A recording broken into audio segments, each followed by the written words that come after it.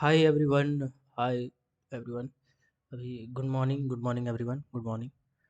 चलिए आज हम लोग नया चैप्टर स्टार्ट करते हैं। प्रीवियस क्लास में हम लोग कुछ हॉलेज तक क्लियर किए हुए थे। हॉलेज चैप्टर तक पूरे तरह से ख़त्म हो चुका था।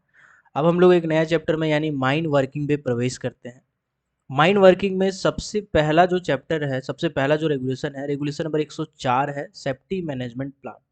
तो भैया सेफ्टी मैनेजमेंट प्लान को जैसे आप पढ़ते हैं वैसे नहीं पढ़ना है। ऐसा नहीं कि सीएमआर का लाइन बाय लाइन पढ़ गए और आप सोचिए कि मेरा सेफ्टी मैनेजमेंट प्लान बहुत अच्छा से कर लिया। ऐसा नहीं है।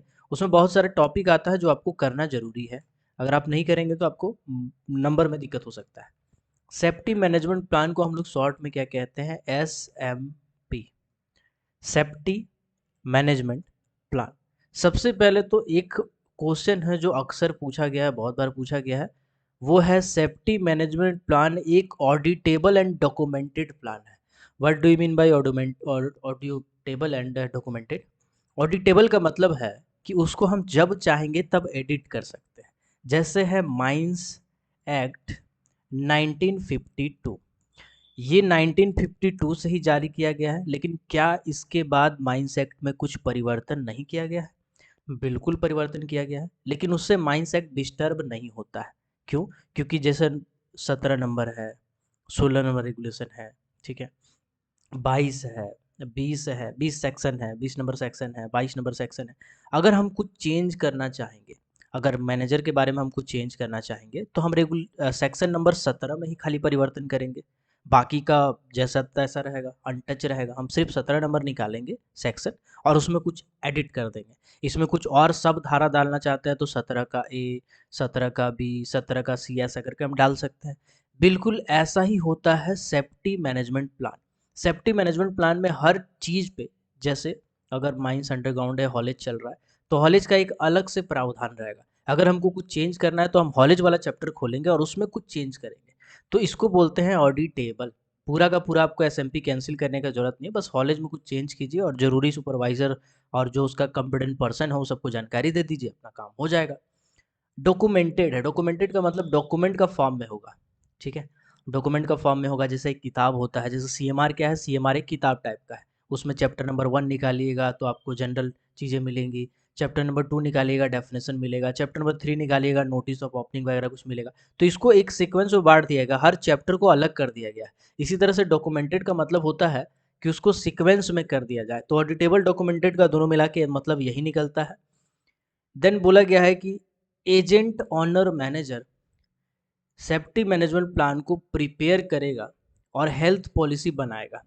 इसके बाद बोला गया है कि रिस्क असेसमेंट करेगा, उसको कंट्रोल करने का मेथड भी पता करेगा। अभी देखिए, बुक में आपका दिया नहीं है, लेकिन आपके लिए जो इम्पोर्टेंट है वो मैं आपको समझा देता हूँ। एजेंट ऑनर मैनेजर ये तीनों का जिम्मेदारी है कि माइंस में क्या क्या खतरा है उसको देखें, उसको कंट्रोल करने का उपाय करें, ठीक है, यानी रिस्क असेसमेंट करें और सेफ्टी और हेल्थ पॉलिसी बनाएं। हेल्थ का स्पेलिंग गलती है, इतना माइंड नहीं करना, HELTH होगा, जल्दी जल्दी में टाइप हो गया होगा, ठीक है। तो सेफ्टी एंड हेल्थ पॉलिसी, जैसे कुछ कुछ माइंस में ये नियम है ना, कि अगर मान लीजिए कोई आदमी मर जाता है या कोई आदमी का हाथ कट जाता है तो 2 लाख रुपया उसको मुआवजा दिया जाएगा, कंपनसेशन दिया जाएगा 2 लाख। अगर कोई आदमी को ये हो जाता है तो उसका खर्चा कंपनी उठाएगा, है ना। तो हर कंपनी का अपना कुछ ना कुछ एक प्रोसीजर है।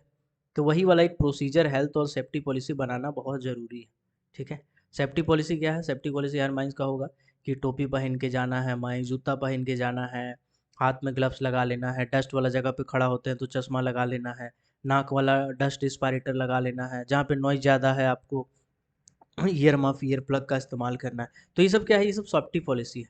डंपर को बैक करते टाइम ABS जला लेना है, तो ये सब सेफ्टी पॉलिसी के अंदर में ही आते हैं, ठीक है। चलिए, देन बोला गया है कि रिस्क असेसमेंट। रिस्क असेसमेंट क्या होता है? कंट्रोल क्या होता है? फॉर एग्जाम्पल, आप कोई माइंस में गए, अंडरग्राउंड माइन से, आप रूफ को देखें कि रूफ क्रैक हो चुका है।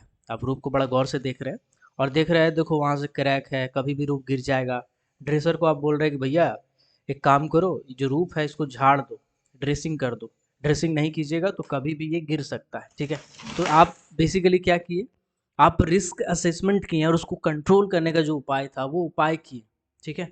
रिस्क को क्या किया, असेसमेंट किया और कंट्रोल करने का उपाय किए। तो इसी को कहते हैं risk assessment and control method.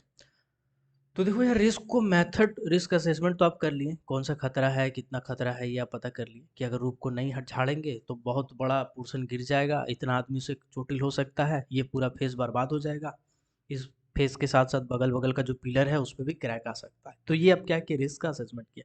अब इसको कंट्रोल करने का उपाय क्या किया, आदमी बुलाए, आदमी बुला के बोले इसको झाड़ दो, इसको यहाँ से सपोर्ट लगा दो, रूफ बोल्ट लगा दो। तो आप उसको कंट्रोल करने का मेथड बताएं। तो ऐसे ही जितना भी रिस्क होता है उसको कंट्रोल करने का कुछ ना कुछ मेथड होता है। ठीक है, कौन कौन सा मेथड होता है, जनरली 5 मेथड होता है। क्या होता है, 5 मेथड होता है, नाम याद रखिएगा। ये सब बुक में नहीं है लेकिन फिर भी आपको पढ़ना है, पूछ देता है।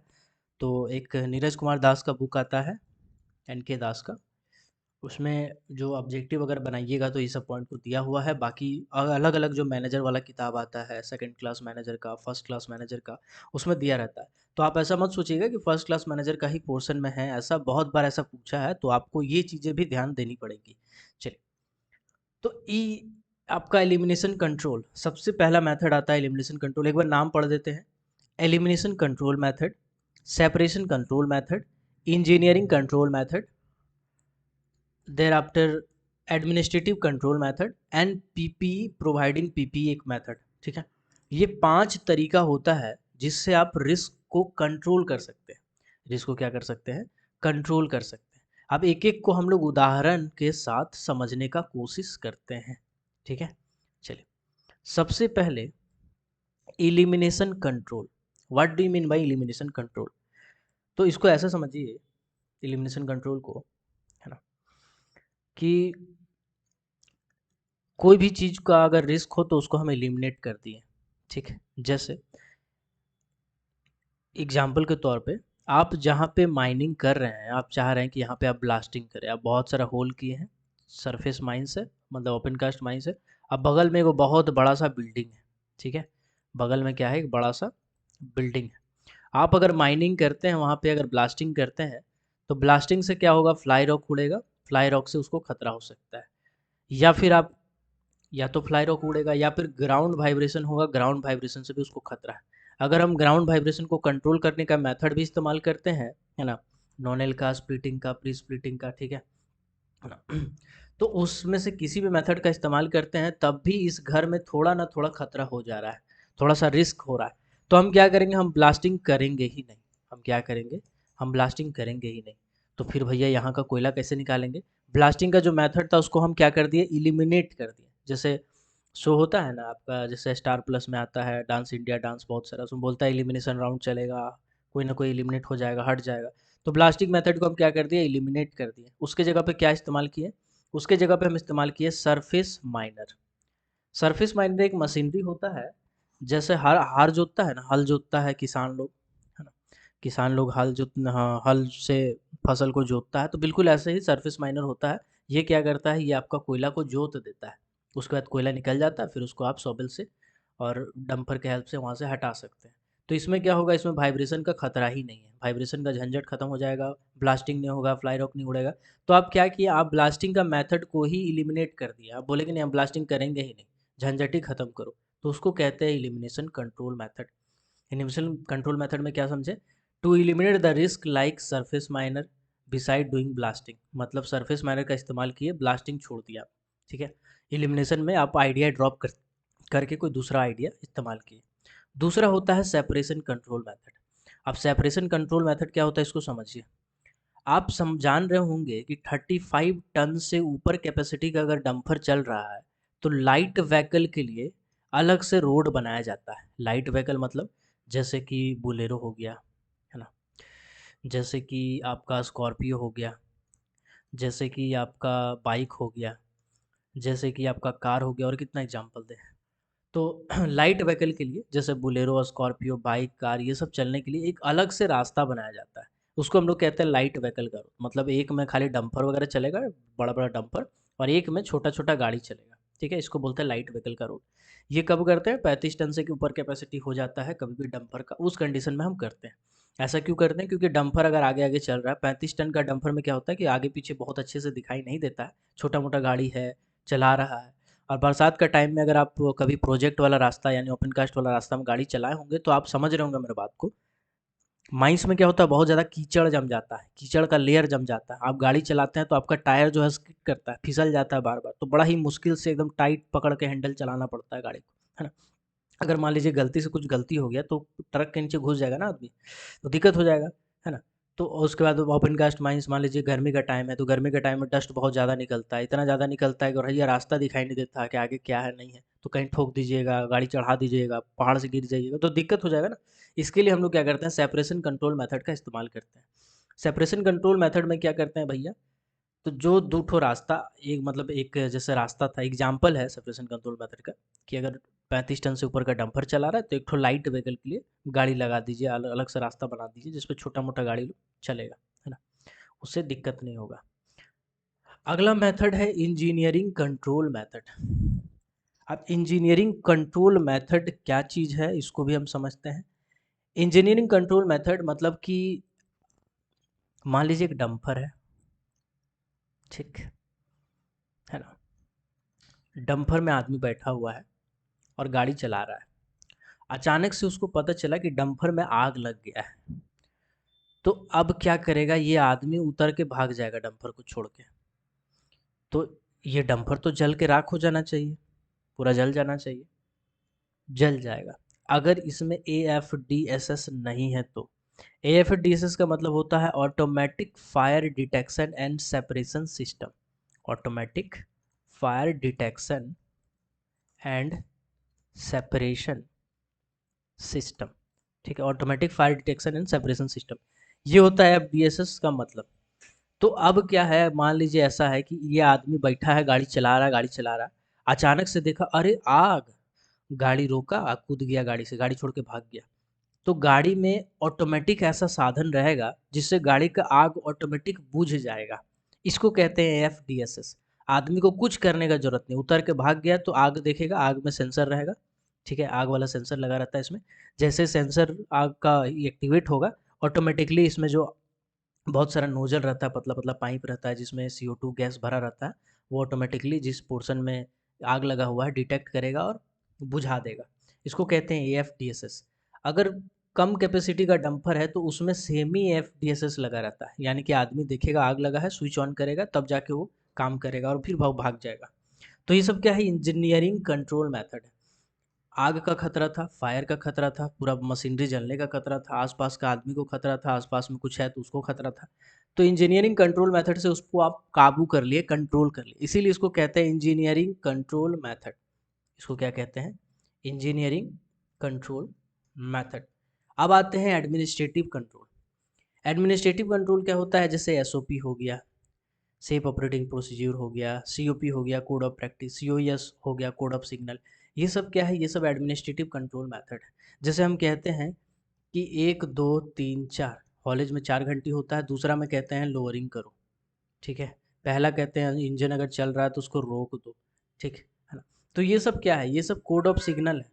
तो कोड ऑफ सिग्नल क्यों दिया जाता है, ताकि उसको कंट्रोल किया जा सके, अगर कोई रिस्क हो तो कंट्रोल किया जा सके, ठीक है, ताकि ये आदमी को पता रहे कि 1 घंटी मतलब रोकना है, अगर कुछ सिचुएशन होगा तो रोक देगा तुरंत, कुछ इमरजेंसी होगा रोक देगा तुरंत, तो इससे आगे दुर्घटना नहीं हो, रिस्क को कंट्रोल किया जा सके।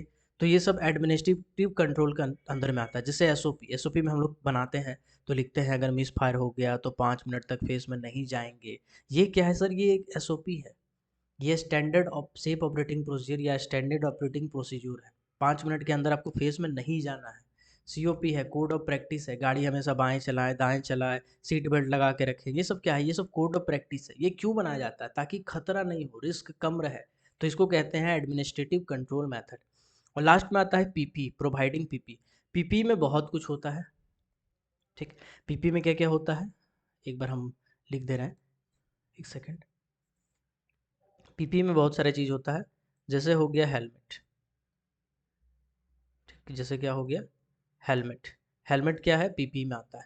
हेलमेट आपका ओपन कास्ट में 5 साल में दिया जाता है, अंडरग्राउंड में कितना साल में दिया जाता है, 3 साल में दिया जाता है।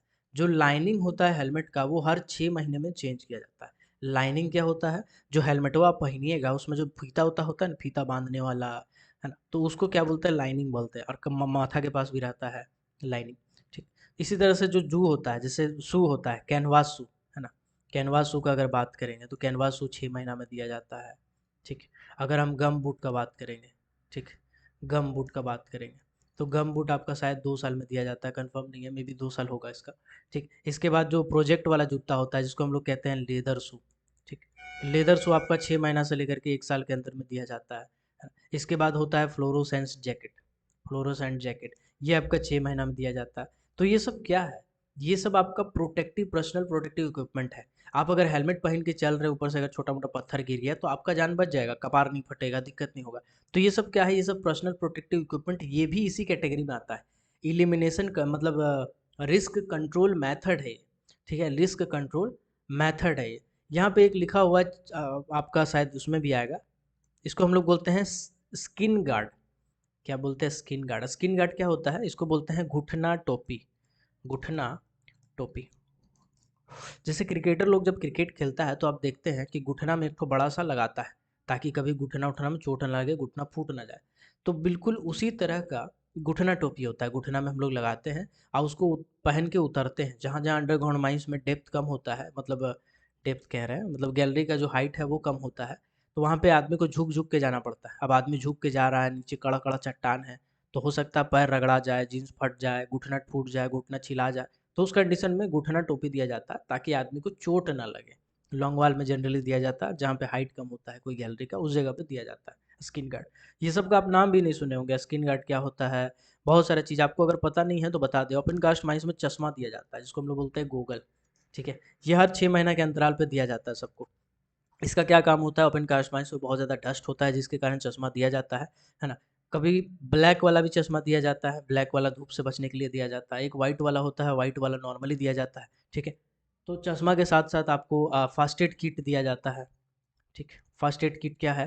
फर्स्ट एड किट, अगर आप अ, काम कर रहे हैं, अचानक से किसी को दिक्कत हो गया तो आप फर्स्ट एड देते हैं, तो फर्स्ट एड किट भी दिया जाता है, फ्लोरोसेंट जैकेट दिया जाता है, टोपी दिया जाता है, जूता दिया जाता है, ओपन कास्ट माइंस में टॉर्च भी दिया जाता है ना। उसके बाद आपका गम बूट दिया जाता है, लेदर शू दिया जाता है, या अगर अंडरग्राउंड में काम कर रहे हैं तो कैनवास शू दिया जाता है, ठीक है। आपका बहुत सारा चीज़ और भी मिलता है जो नहीं पता हो पाता है लोगों को, और ये सब क्या करते हैं, सेफ्टी ऑफिसर साहब और मैनेजर साहब मिलके बेच बाच के खा जाते हैं। तो आप कोशिश कीजिए, अगर आप अपना माइंस में हैं, जॉब उब कर रहे हैं, पीटी पीटी वाला लड़का तो नहीं मिलता है, तो ये सब चीज़ जनरली आपको मिल जाए। ये सारा का सारा चीज़ आपके लिए बहुत इंपॉर्टेंट है ना।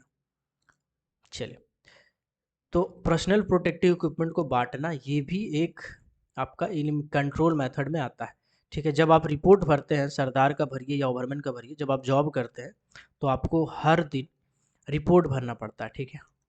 इसका मैं फॉर्मेट दिखा दूंगा यार, मैं खुद भरता हूँ तो मैं दिखा दूंगा आपको कैसे कैसे भरना होता है, ठीक है। तो उसमें आपको भरना पड़ता है, तो उसमें एक जगह पे आप रोज लिखते हैं पीपी। अगर कोई माइनिंग सरदार या ओवरमैन होंगे तो रिलेट कर पा रहे होंगे, या देखे होंगे तो रिलेट कर पा रहे होंगे, ठीक है। तो उसमें पीपी लिखते हैं सेफ्टी डिवाइसेस में। सेफ्टी डिवाइसेस में आपका हार्नेस, हेलमेट, आपका जो सेफ्टी हुक है, सब कुछ आ जाता है, ठीक है। चलिए, कभी हम रिपोर्ट दिखाएंगे कैसे भरा जाता है, बड़ा मज़ेदार टॉपिक है, वो भी सिखाएंगे, ठीक है। माइंस में अगर काम करेंगे तो आपको हेल्प हो जाएगा। तो सेफ्टी मैनेजमेंट प्लान में हम आपको बताएं अभी तक कि एक ऑडियो टेबल और डॉक्यूमेंटेड प्लान होता है। दोनों का मतलब समझा दिया आपको क्या होता है। ओवरमैन, सॉरी, ऑनर, एजेंट और मैनेजर क्या होता है? रिस्क का असेसमेंट करता है, कहाँ खतरा है उसको भांपेगा, कितना खतरा है उसको भांपेगा, और उसके हिसाब से कंट्रोल मेथड का इस्तेमाल करेगा। कंट्रोल मेथड 5 होते हैं। इलिमिनेशन कंट्रोल मेथड, जिसमें बताएं कि अगर बगल में ब्लास्टिंग करने से खतरा है, एग्जाम्पल एक दिए, तो सरफेस माइनर का इस्तेमाल करेंगे। दूसरा था सेपरेशन कंट्रोल मेथड, बताएं कि ज़्यादा बड़ा बड़ा डंपर गाड़ी चल रहा है तो लाइट व्हीकल के लिए अलग से रास्ता बना देंगे, एक उदाहरण हो गया। तीसरा है इंजीनियरिंग कंट्रोल, जैसे AFDSS, automatic fire detection and suppression system. चौथा एडमिनिस्ट्रेटिव कंट्रोल, जैसे SOP बनाना हो गया, COP बनाना हो गया, COS हो गया, कोड ऑफ सिग्नल। ये सब आपका एडमिनिस्ट्रेटिव कंट्रोल मेथड में आता है। प्रोवाइडिंग पीपी यानी पर्सनल प्रोटेक्टिव इक्विपमेंट को बांटना, ये सब इसी कैटेगरी में आता है। अब आता है रिस्क स्कोर। ये क्या चीज़ है सर? ये भी आपके लिए इंपॉर्टेंट है, आप सुने नहीं होंगे बट इंपॉर्टेंट है, समझते हैं। रिस्क स्कोर बराबर consequences into probability into exposure, ठीक। अब हम समझते हैं। मान लीजिए हम माइनिंग सरदार हैं, अंडरग्राउंड माइंस में एक तो टॉर्च लेके गए, मतलब बत्ती लेके गए, कैप लैंप वाला, और अब हम दीवार में मार मार के टॉर्च को देख रहे हैं कि कहाँ पे क्रैक वैक तो नहीं है। तो एक जगह हम जब डंडा, जो माइनिंग सरदार को 1 मीटर का एक डंडा दिया जाता है जिसके आगे में लोहा लगा रहता है, ठीक है, आयरन लगा रहता है, आप देखे ही होंगे, ऑब्वियस सी बात है। तो उस डंडा से आप पिलर को और रूफ को ठोकते ठोकते चलते हैं। अगर ढप ढप का आवाज़ आया, ठीक है, ढप ढप का आवाज़ आया, मतलब खोखला टाइप का आवाज़ आया, तो आप समझते हैं कि यहाँ पे ड्रेसिंग का ज़रूरत है, मतलब रूफ जो है वो कभी भी गिर सकता है। और अगर टन टन का आवाज़ आ रहा है, कहीं पे ठोक रहे हैं तो, है ना, मतलब सॉलिड आवाज़ आ रहा है, तो उस कंडीशन में आप समझते हैं कि चलो ठीक है, कोई दिक्कत नहीं। तो कहीं पे आप अगर ठोकते ठोकते जा रहे हैं तो आप ढप ढप का आवाज़ सुने, आप टॉर्च मार के उसको बड़ा गौर से देख रहे हैं, तो आपको पता चला कि इसमें क्रैक है। इसमें क्या है? क्रैक है, ठीक है। तो क्रैक है, ये जो सिचुएशन है, ये सिचुएशन को आप क्या कहेंगे? कॉन्सिक्वेंसेस। इसको क्या कहेंगे सर?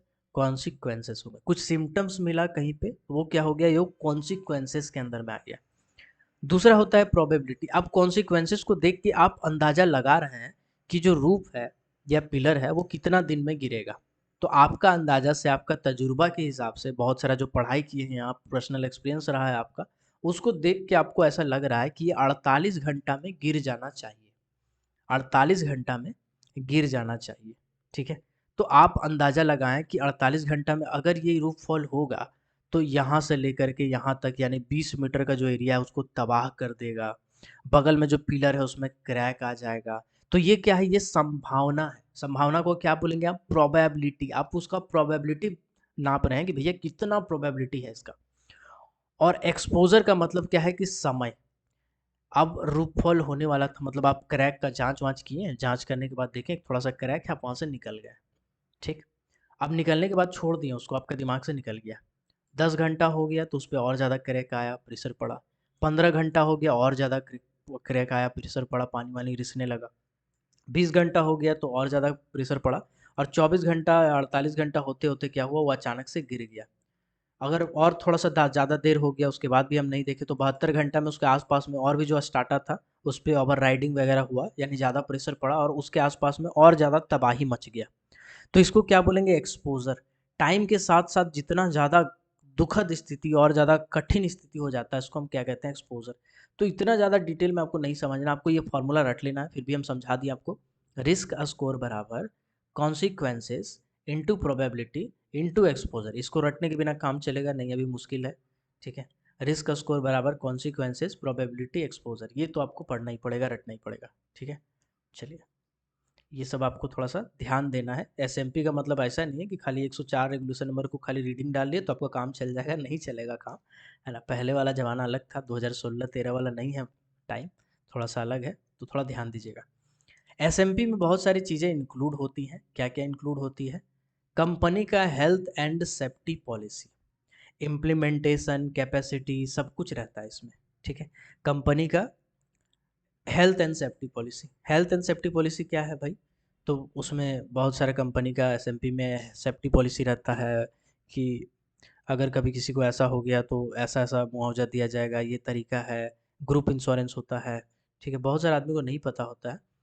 अगर सॉरी, अगर मान लीजिए कोई आदमी है, कोई लेबर है, ठीक, लेबर किस में काम कर रहा है? मान लीजिए कोई कॉन्ट्रेक्चुअल कंपनी में काम कर रहा है। किस में काम कर रहा है? कॉन्ट्रेक्चुअल कंपनी में काम कर रहा है।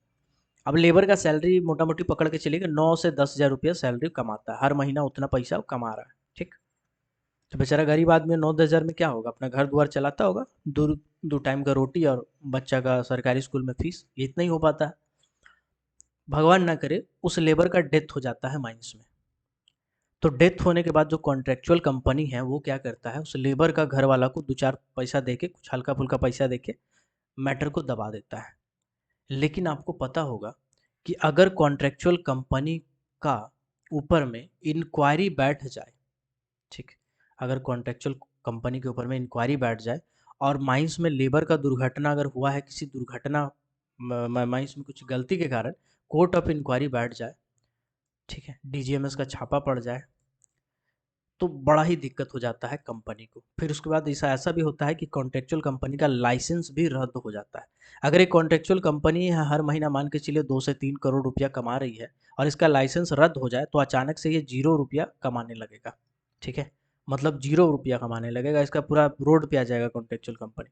तो इसीलिए कॉन्ट्रेक्चुअल कंपनी हो, कोई प्राइवेट कंपनी हो, आउटसोर्सिंग कंपनी हो, ये सब दबाने का काम करता है लेबर का। तो उस कंडीशन में अगर आदमी को पता हो कि यहाँ का सेफ्टी और हेल्थ पॉलिसी क्या है, तो उसको दिक्कत नहीं होगा। क्योंकि उसको अगर पता रहेगा कि ग्रुप इंश्योरेंस होता है एक चीज़, ग्रुप इंश्योरेंस। ये सब चीज़ थोड़ा सा जानिए, कभी अगर आसपास में घटना होता है तो आप लिटरेट है, पढ़े लिखे हैं, थोड़ा उनका मदद कीजिए, ठीक है। ग्रुप इंश्योरेंस क्या होता है? कंपनी में 5 से 7 वर्कर का ग्रुप बना दिया जाता है और उस ग्रुप के सभी वर्कर का इंश्योरेंस करा दिया जाता है। इंश्योरेंस या तो एसबीआई में करा देगा, आदित्य बिरला में करा देगा, ठीक है, एलआईसी लाइफ में करा देगा, बहुत सारा इंश्योरेंस कंपनी है ना? तो किसी में भी इंश्योरेंस कंपनी जिसमें भी ज़्यादा प्रीमियम देता है, कॉन्ट्रेक्चुअल कंपनी क्या करता है, इंश्योरेंस करा के रखता है, ग्रुप इंश्योरेंस करा के रखता है। अब वो आदमी अगर मर गया तो उसका डेथ सर्टिफिकेट लेके कंपनी पैसा ले लेता है और अपना पॉकेट में रखता है, ठीक है। तो ये पैसा पूरा का पूरा, अगर 5 से 7 वर्कर है तो उसमें कुछ कुछ एक्ट होता है कि मान लीजिए अगर मामूली रूप से चोट लगा है तो वर्कर को 2 लाख रुपया मिलेगा। अगर थोड़ा सा ज़्यादा चोट लग गया है, अपंग हो गया हमेशा के लिए, तो 5 लाख रुपया मिलेगा। अगर हमेशा हमेशा के लिए मर गया, मतलब ख़त्म हो गया, ज़िंदगी ख़त्म हो गया, तो 10 लाख रुपया के आसपास मिलेगा। तो सोचिए अगर ये 10 लाख उस लेबर को मिल जाता तो उसका सिचुएशन क्या होता। इसके बाद एक होता है आपका कंपनी का ही हेल्थ पॉलिसी, तो आप समझ ही गए, है ना। उसके बाद कुछ कुछ और भी टर्म होता है, जैसे नियोजन का होता है, नियोजन, अनुकंपा जिसको हम लोग बोलते हैं, अनुकंपा, ठीक है। अनुकंपा क्या चीज़ होता है?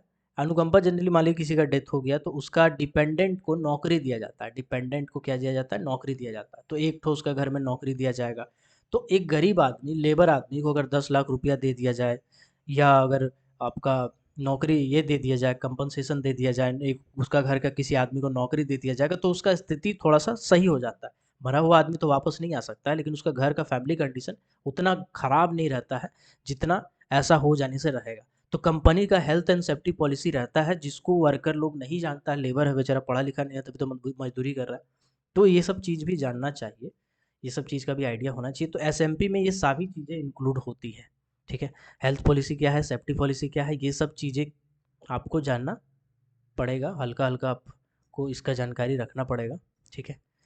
Standard operating procedure, standard operating procedure जो है वो भी आपका एसओपी के अंदर में ही आता है, एसएमपी के अंदर में ही आता है, ठीक है। कोई भी काम को करने के लिए एसओपी जो बनाया जाता है इसी के अंदर में आता है, ठीक। एजेंट और मैनेजर रिस्पॉन्सिबल होता है अगर कभी भी एसएमपी फॉलो नहीं हो रहा है तो। अगर मान लीजिए लेबर को चोट लग गया है, उसका मुआवजा का खर्चा कुछ नहीं मिला, लेबर का डेथ हो गया, कुछ नहीं मिला, तो इसके लिए रिस्पॉन्सिबल कौन है? Agent owner manager. आप सोचते हैं अगर सीसीएल में दुर्घटना हुआ तो दुर्घटना होने के बाद मैनेजर साहब काहे इतना तंग करते हैं कि नहीं नहीं मुआवजा का ऐसे है वैसे है, लंद है फंद है। मैनेजर साहब को क्या जाता है, उसको अपने पॉकेट से थोड़ी देना है, जी नहीं। मैनेजर, एजेंट और ऑनर ये तीनों रिस्पॉन्सिबल होता है, ठीक है। तो ये तीनों रिस्पॉन्सिबल होता है, इसीलिए तीनों का हालत ख़राब रहता है कभी भी अगर कभी किसी माइंस में दुर्घटना हो जाए तो, ठीक है। चलिए, तो 104 आई होप एसओपी एसएमपी जो है, सेफ्टी मैनेजमेंट प्लान, अच्छे से आप समझ गए होंगे, इसको बार बार देखिएगा, आपका क्लियर होता जाएगा। अब आते हैं मैनुअल ओपन कास्ट वर्किंग, ठीक है। या एसएमपी का ही आज रखें तो आई होप कि सही रहेगा, क्योंकि एस मैनुअल और मैकेनाइज्ड हमें एक साथ पढ़ाते तो ज़्यादा अच्छा रहता। देखिए चैप्टर नंबर 10 में आपको बहुत मज़ा आएगा, पता नहीं क्यों इतना अफवाह फैला दिया गया है कि चैप्टर नंबर 10 का जो रेगुलेशन है उसमें समझ में नहीं आता है, डर लगता है, कुछ बुझाता नहीं, ऐसा कुछ नहीं है यार, बड़ा ही सिंपल चीज़ है। आप विश्वास रखिए, आपको मज़ा आएगा। एसएमपी को अच्छे से आप कर लीजिएगा, ठीक है।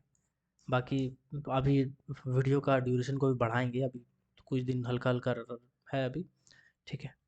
चलिए, मिलते हैं अगले क्लास में, तब तक के लिए सबको जय हिंद।